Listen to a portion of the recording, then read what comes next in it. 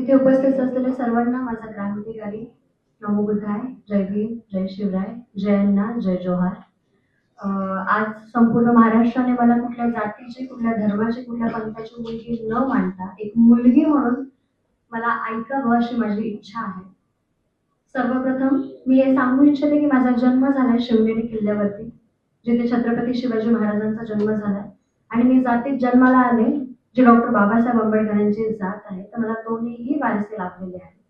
ज्या हाताने मी पेनाने क्रांती करू शकते, त्याच हाताने मी तलवारीने सुद्धा क्रांती करायची धमक ठेवते. माझे शब्द नीट ऐका. ही तलवार म्हणजे वैचारिक, ही तलवार म्हणजे शाब्दिक, ही तलवार म्हणजे स्वाभिमानाची, ही तलवार म्हणजे मान सन्मान माज अहंकाराची. जो वर्ग मला नेहमीपासून ऐकत आलाय त्याला या तलवारीचा अर्थ सार्थ कळतो असं मला कळतं. मी एक लेखकही आहे, त्यामुळे मला स्वतःचे शब्द कसे कुठं कशा प्रकारे बोलायचे आहेत, कसे फिरवायचे आहेत, कुठे ट्विस्ट आहे, कुठे शेवट करायचा आणि कुठे क्वामा घ्यायचा हे चांगल्या पद्धतीने कळतं. माझी सर्वांना विनंती आहे, जे जे माझ्या विरोधामध्ये आज महाराष्ट्रामध्ये ज्यांनी ज्यांनी पोस्ट टाकल्या त्यांनी फक्त बिग बॉसला एकच प्रश्न करावा की पूर्ण क्लिप दाखवा. ती पूर्ण क्लिप दाखवा की मी ज्यावेळेस असं बोलले आणि मला इंटरप्ट केलं बिग बॉस कडून, त्याच्यानंतर मी ओरडत राहिले की माझं पूर्ण ऐका, माझं फुल स्टॉप पर्यंत ऐकून घ्या, जे त्यांनी तुम्हाला किंवा पूर्ण महाराष्ट्राला सांगितलेलं नाहीये. ज्यावेळेस मी राकेश बापट, ओंकार राऊत, प्राजक्ता शुक्रे, करण सोनवणे यांच्यासोबत जो संवाद चालू आहे माझा, तो संवाद तुम्ही पूर्ण महाराष्ट्राला दाखवावा अशी माझी विनंती आहे. त्या संवादामध्ये मी हे सांगते की ही तलवार माझी शाब्दिक तलवार आहे, जी तुमच्या सगळ्यांच्या मानेवरती लटकलेली असेल. मी ती शाब्दिक तलवार बिग बॉस मध्ये घेऊन नाही आली आहे. 100 वेळा सांगितलं सगळ्या सदस्यांना की मी माझी बाहेरची बाजू इथे कधीच दाखवणार नाही, कारण माझे शब्द जे असतील विद्रोह, बंडखोरी, अन्यायाविरुद्ध न्यायाची मागणी करणं हे तुम्हाला कदाचित नाही कळणार. त्यामुळे मी अशा शब्दांचा उच्चार इथे करणार नाही. मी एक खेळाडू म्हणून इथे आलेली आहे, तर तुम्ही मला तसंच बोलावं. त्यानंतर प्रत्येक दिवशी मला एक गोष्ट ऐकायला येत होती की ही भाषणासारखी बोलती, ही भाषणासारखी बोलती, ही भाषण करते, ही भाषण करते. मी त्यांना वाचवायचा प्रयत्न करत होते की तुम्ही असे मुद्दे घेऊ नका. बाहेरच्या मंडळींना जर हे गेलं तर मला जो मानणारा वर्ग आहे त्यांचा असा गैरसमज व्हायला नको की काही कारण पर्टिक्युलर एका माणसावरती किंवा एखाद्या व्यक्तींवरती बोलते तर हे लोक त्याच्या त्या विरोधात तर नाहीये, तिच्या त्या विचारांच्या विरोधात तर नाहीये ना. म्हणून मी त्यांना नेहमी आणि वेळोवेळी सजग करत गेले की तुम्ही भाषणाचा मुद्दा घेऊ नका, तुम्ही मला भाषणावरती बोलू नका. मी तुम्हाला अजूनही एकदा सांगते की मी बाहेरच्या गोष्टी बोलणार नाहीये, कारण तुम्हाला त्या कळणार नाही. घरातल्या एका सदस्याने मला बोललं गेलं की तू खूप ओव्हर एक्सप्लेन करते. त्यावेळेस मी तिला जेव्हा समजावत होते तेव्हा माझे शब्द असे होते की मी यासाठी ओव्हर एक्सप्लेन करते की मे बी 20 वर्ष चळवळीत आहे, माझा जन्म चळवळीचा आहे, ती सवय लागली आहे शब्दाची, बंडखोरीची, विद्रोहाची, त्या शब्दांची सवय लागलेली. चुकून जर माझा कधी असा शब्द जातो आणि तुम्हाला कळला नाही तर हे तुमचं आणि माझं दोघांचंही नुकसान आहे. त्यामुळे मी ओव्हर एक्सप्लेन करतेय की तुम्हाला कुठे असं नको व्हायला की अरे ही बोलून गेली आणि आम्हाला काहीही कळलेलं नाहीये. त्यामुळे मी ते ओव्हर एक्सप्लेन करत गेले. माझा दुसरा मुद्दा असा आहे, मी काय बोलले याची जबाबदारी अजूनही मी ठामपणे घेते आणि मरेपर्यंत घेत राहील. जर अख्ख्या महाराष्ट्राला मी चुकीची वाटतीये तर मी मरण पत्करेल, पण मी माफी मागणार नाही. या गोष्टीवरती अजूनही मी ठाम आहे. मला जर शिक्षा देत असाल तर छत्रपती शिवाजी महाराजांचा एखाद्या किल्ल्यावरून माझा कडेलोट करावा अशी माझी इच्छा आहे, पण मी अपमानाला सामोरे जाणार नाही. स्वाभिमानाने मरेल, हा माझा शेवटपर्यंत पण असेल. मी जे बोलले त्याची जबाबदारी मी घेते. मला पूर्ण बोलू दिलं गेलं नाही तरी सुद्धा मी एक्सप्लेन करत राहिले की माझा हा मुद्दा होता. त्यानंतर मी बिग बॉसला एक्सप्लेनही केलं की मला एखाद्या व्यक्तीला टार्गेट करणं किंवा एखाद्याचं सगळंच हलवून टाकणं माझ्यासाठी 2 सेकंदाची गोष्ट आहे, कारण शब्दांची हेरफेर आणि शब्दांची गंमत मला चांगलीच कळते. मी त्यांना डायलॉगचं उदाहरणही दिलं. मी त्यांना हे सांगितलं याच्यावरून तुम्ही काय समजाल, शब्दशः अर्थ घ्यायला गेले तर, की तलवार से तेज हम अपनी धार रखते हैं. याचा अर्थ असा का की माझ्या शरीराला तलवारीची धार दिली नाही. तलवार से तेज हम अपनी धार रखते हैं, मेरे बाबा साहेब के बच्चे हैं, क्रांती को तो हमारे खून में ही रखते हैं.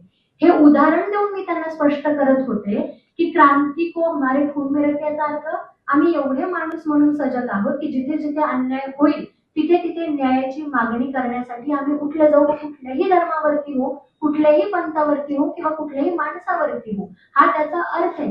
एखादा वैचारिक माणूस या गोष्टीला बरोबररित्या घेऊ शकतो, पण ज्या माणसाला चळवळ माहीतच नाही त्याला ह्या गोष्टी कळणारच नाहीये. त्यामुळे मी त्यांना 1000 वेळा सांगितलं की तुम्हाला माझ्या बाहेरच्या गोष्टी कळणार नाही, पण तुम्ही जर मला चिडीला लावताय, तुम्ही जर मला पोक करताय आणि जर तुम्हाला ऐकायचंच आहे तर मी बाहेर अशी बोलते की बाहेरच्या जगामध्ये मी सरकार म्हणून फिरते आणि हातात तलवार घेऊन फिरते.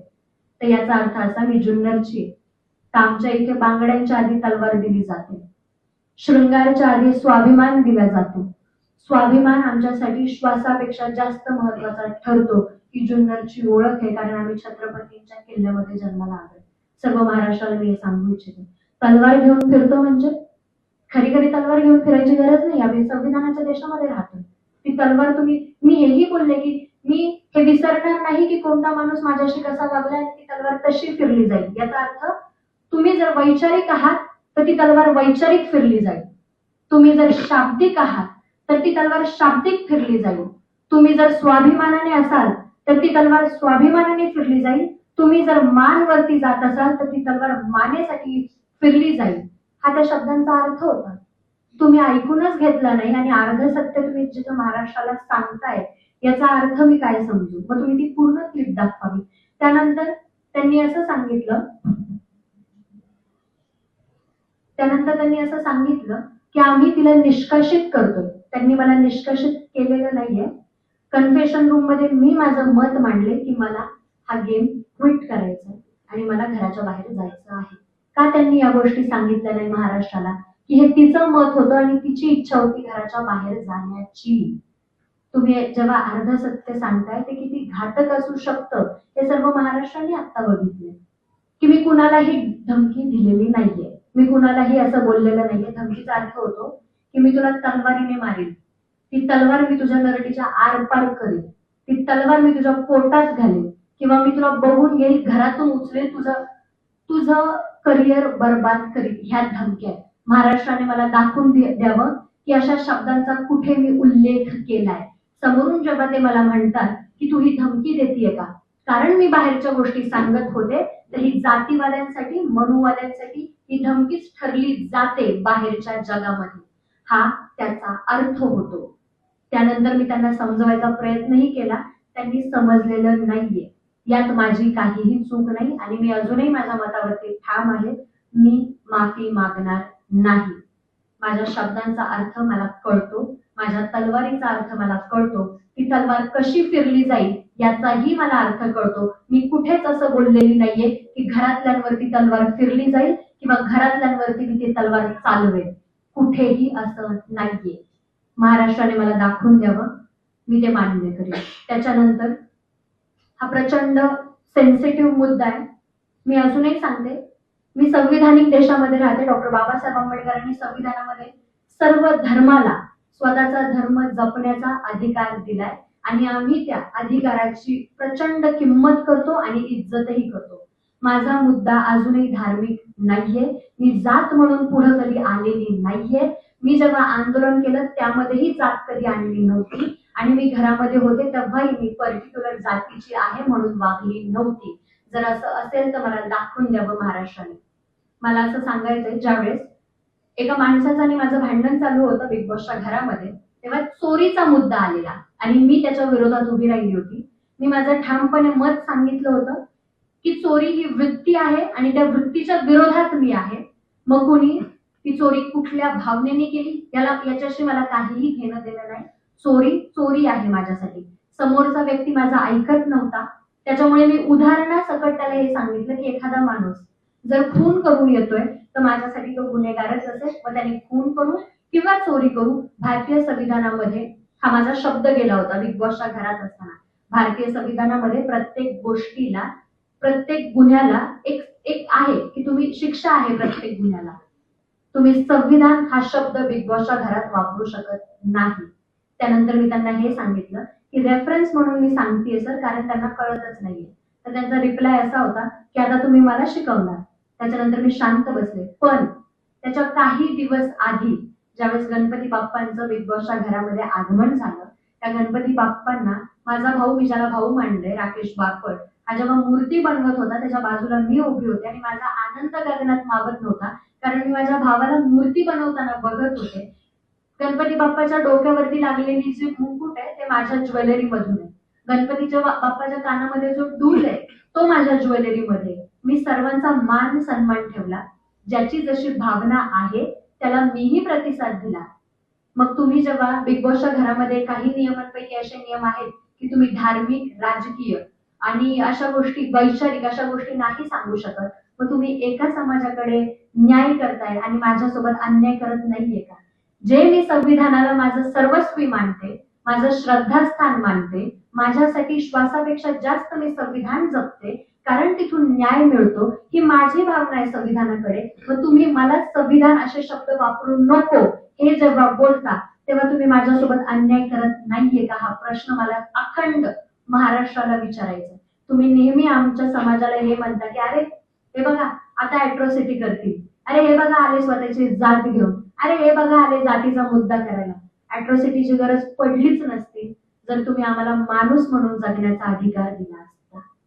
अॅट्रॉसिटी आम्ही त्यासाठी, बाबासाहेबांनी त्यासाठी दिली की बाबा गुन्हे कमी होतील, जातीवाद कमी होईल, अन्याय होणार नाही, एका पर्टिक्युलर वर्गाला शोषित, पीडित, खंडित म्हणून तो राहणार नाही. पण जर तुम्ही शोषित ठेवलं नसतं, पीडित ठेवलं नसतं, वंचित ठेवलं नसतं, खंडित ठेवलं नसतं आणि त्या समाजावरती अन्याय केला नसता तर अॅट्रॉसिटीची गरजच लागली नसती. या गोष्टी मी बाहेर आणि 24 वर्षाची मुलगी येऊन महाराष्ट्राला सांगणं कितपत योग्य आहे? ज्या महाराष्ट्राचा वारसा लाभलेला आहे, छत्रपती शिवाजी महाराजांचं स्वराज्य प्रत्येक धर्मातल्या माणसाने त्याला निर्माण केलंय, अशा महाराष्ट्रामध्ये येऊन मला जर तुम्हाला हे सांगायची गरज पडतीये की अॅट्रॉसिटी का आहे, तर मला खरं सांगा, आपण कमी नाही पडत आहे का या गोष्टींमध्ये?